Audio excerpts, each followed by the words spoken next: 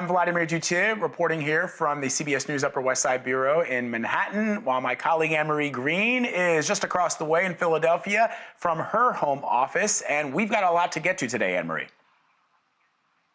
Yeah, we certainly do. We've got, we've passed a bit of a milestone here in this country. 1 million people have tested positive for the coronavirus.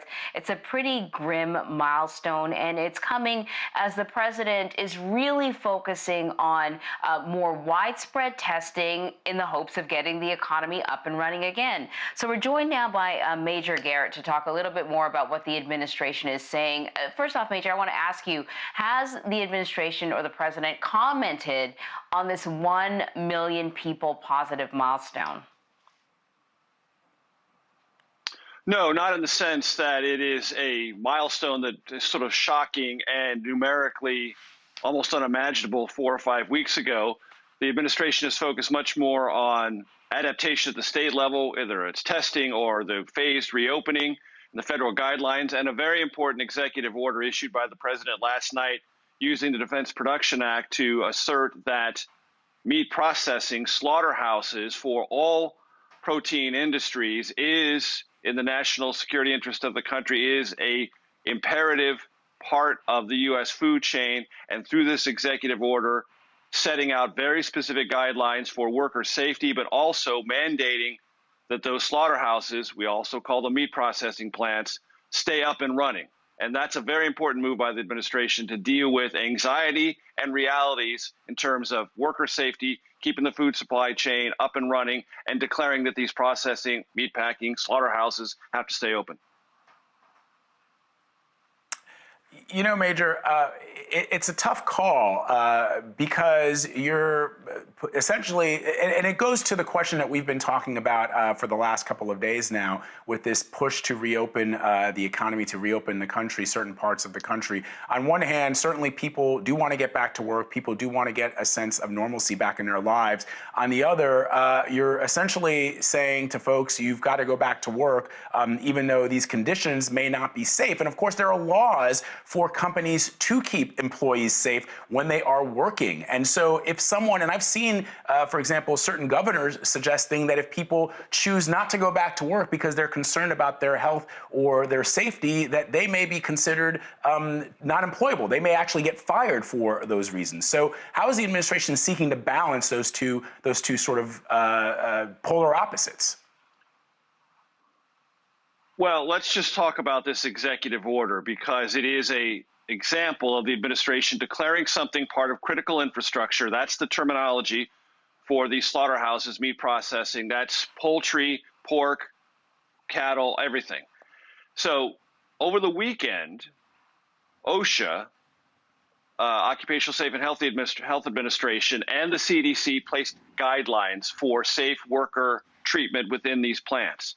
Well, under the executive order, those are no longer guidelines. Those are now federal policy under the Defense Production Act. So for those who were saying, what would the administration do in terms of worker safety? Well, it's actually codified things through this executive order.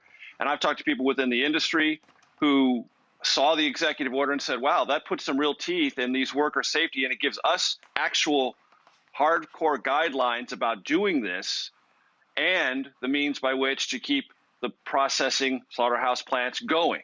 So in that example, there is, it appears, a equitable weighing of these desires and pressures. Worker safety, keeping the things open, keeping the food chain and the supply chain functioning.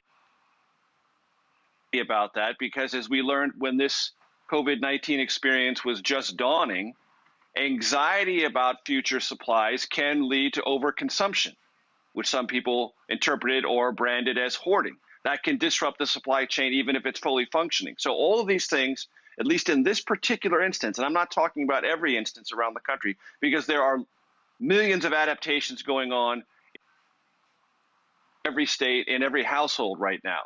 But this is an example of the administration, it appears, trying to weigh a lot of different and difficult at times pressure points, and doing so in rather quick order, because over the weekend there were these alarms being raised by those in the various poultry industries, meat packing, pork, and everything else, saying maybe there'll be some disruptions, maybe there'll be some real problems, and pretty quickly there's this executive order. So when it comes to the deeper question you asked, Vlad, about how do governors do this, the administration, through the president's voice, has said, I'm going to let you make your own decisions, and our guidelines will be there to reinforce or to question you if you are moving too rapidly. But even in the case of Georgia, which, to the president's own point of view and words, reopened certain parts of its economy too rapidly, all the governor, Brian Kemp, got there were some sharp words, nothing else. So there is a lot of latitude being given by this administration to governors generally, but on something like this, where it comes to the processing, the slaughtering of those things in the meat supply chain, very specific guidelines and very sharp declaration from the federal government that this is critical infrastructure and it must stay open and it must stay productive. I just want to point out that, some of these facilities were shut down because thousands within the meatpacking industry have already tested positive for the coronavirus. And I'm presuming that they were maintaining some sort of guidelines to diminish the spread of the virus. So it's already an issue within that industry. That's why they were shutting down or slowing down their production. But listen, I got to ask you about something else, Major, that made some big-time headlines. Mike Pence visited the Mayo Clinic yesterday. He did not wear a mask. There's this stunning photo that is circulating of everyone in the room, doctors and patients and whoever else is in the room, all wearing masks, and the vice president is not. Have you heard from the vice president or his team any sort of explanation for this? Oh, sure. The vice president said it to reporters traveling with him. I'm tested all the time. I was tested recently. I'm negative, so I don't need to wear a mask.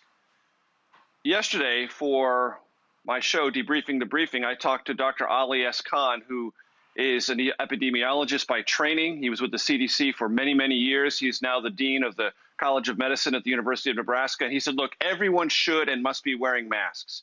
And public officials who give those guidelines ought to reinforce that messaging because it's just good